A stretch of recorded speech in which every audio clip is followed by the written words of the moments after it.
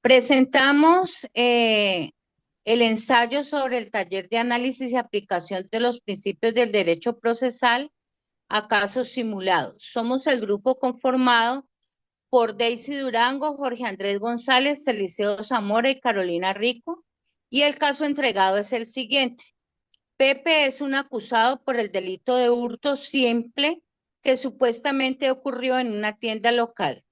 El caso involucra a los siguientes actores: Juan, el acusado alias Pepe; Laura, la fiscal que presenta el caso; David, el abogado defensor de Juan; María, que es el testigo ocular del robo.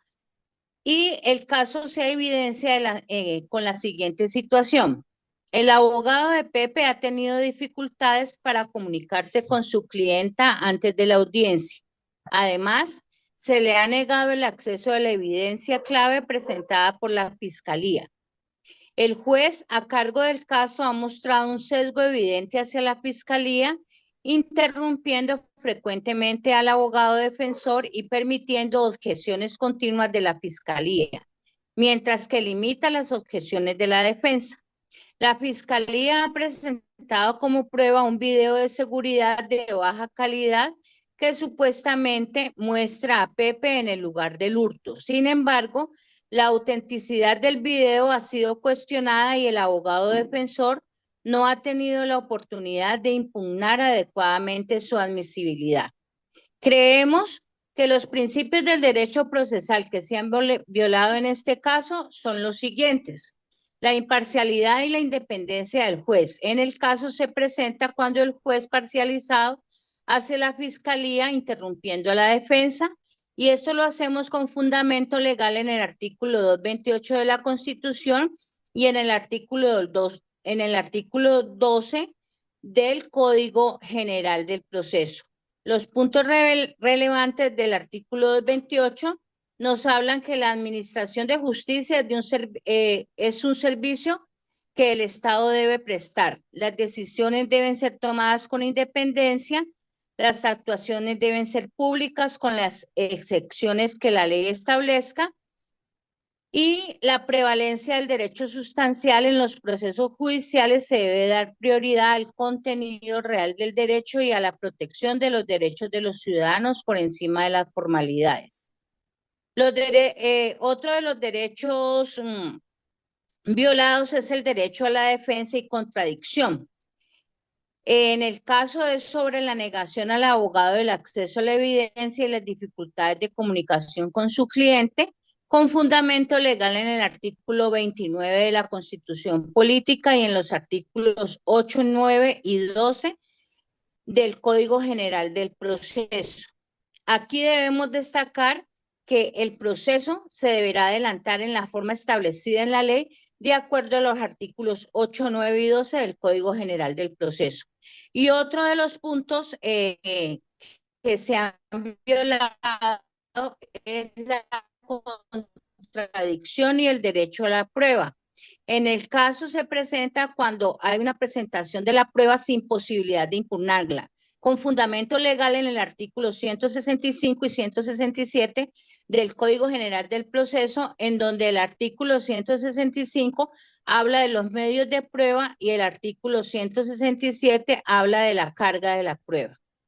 Veamos entonces a continuación qué nos puede decir el otro compañero. Hola, profe. Mi nombre es Daisy. Tengo la cámara apagada porque ando un poco enferma. Responderé la pregunta número 2 que dice, ¿cómo podrían haberse aplicado correctamente estos principios para garantizar un juicio justo? Para garantizar un juicio justo, el proceso penal debe respetar los principios del debido proceso, la imparcialidad judicial, la igualdad de armas y el derecho a la defensa. En el caso de Pepe, estos principios no se aplicaron correctamente. A continuación se explica cómo debieron haberse aplicado. Como uno sería derecho a la defensa y comunicación afectiva con el abogado. Como dos sería la imparcialidad del juez. Como tercero sería la contradicción y control de la prueba. Y como cuarto sería principio de publicidad y transparencia. El siguiente compañero le responderá a la pregunta número 3. Gracias. Bueno, buenas tardes, docente y compañeros. Soy el estudiante Jorge González. Me correspondió la tercera pregunta que dice, ¿qué acciones deben tomarse para abordar las irregularidades observadas durante la audiencia? Como podemos observar, son varias. Dice solicitar suspensión temporal. Esa es una que quiere decir que el abogado defensor puede pedir una pausa inmediata para permitir comunicación con el cliente y revisar la evidencia negada. La siguiente, recursar al juez por falta de imparcialidad. Si hay sesgo evidente, pues en este caso se interrumpe o hay interrupciones al defensor, entonces el defensor debe recusarlo verbalmente, que esto está estipulado en el artículo 47 del Código de Procedimiento Penal. La otra sería impugnar la admisibilidad de la prueba. Para el video de baja calidad, pues objetar su inclusión, que esto está estipulado en el artículo 375 del Código de Procedimiento Penal. Exigir una audiencia de contradicción para cuestionar la autenticidad. Quiere decir que esto, mediante un perito, verifican esta evidencia. La otra sería acciones posteriores a la audiencia. En este caso, interponer acción de tutela. Llegado el caso, si las irregularidades persisten, presentan una tutela. Esto está estipulado en el artículo 86 del Código Penal ante el juez constitucional para proteger el debido proceso. La otra sería solicitar nulidad del proceso ante un tribunal superior, pedir anulación. Esto está estipulado en el artículo 308 del Código de Procedimiento Penal. Y la última sería denunciar ante el Consejo Superior de la Judicatura y reportar al juez por la conducta ética, invocando el Código de Ética Judicial para sanciones, previniendo abusos futuros y manteniendo la integridad del sistema. A continuación ya seguiría el último compañero con su intervención. Buenas tardes, mi nombre es Eliseo Zamora. Voy a hablar de cuáles son las implicaciones legales y éticas de estas violaciones de principios de derecho procesal en el caso de Juan. Hay varias irregularidades. Observando el caso de Juan, está la negación de acceso a la prueba, hay sesgo judicial y hay una limitación de la contradicción.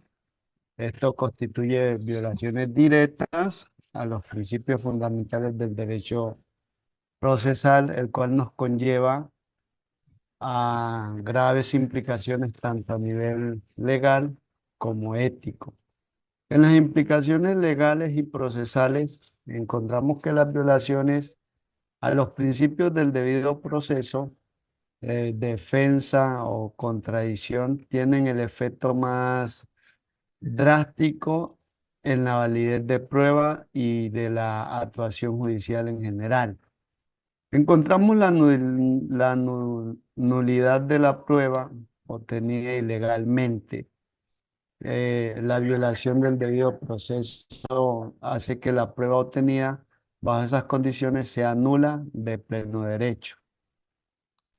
También encontramos la violación del debido proceso y de la defensa táctica, que esta es la garantía del debido proceso, se aplica a toda clase de actuaciones judiciales. Negar el acceso a la evidencia y limitar la capacidad de controvertirla viola directamente el derecho fundamental de defensa. El riesgo de nulidad procesal por falta de competencia encontramos que el sesgo evidente del juez compromete su imparcialidad, lo cual es el pilar esencial del sistema de justicia. En cuanto al derecho a la impugnación o doble instancia, si Juan es condenado, tiene el derecho constitucional a impugnar la sentencia condenatoria.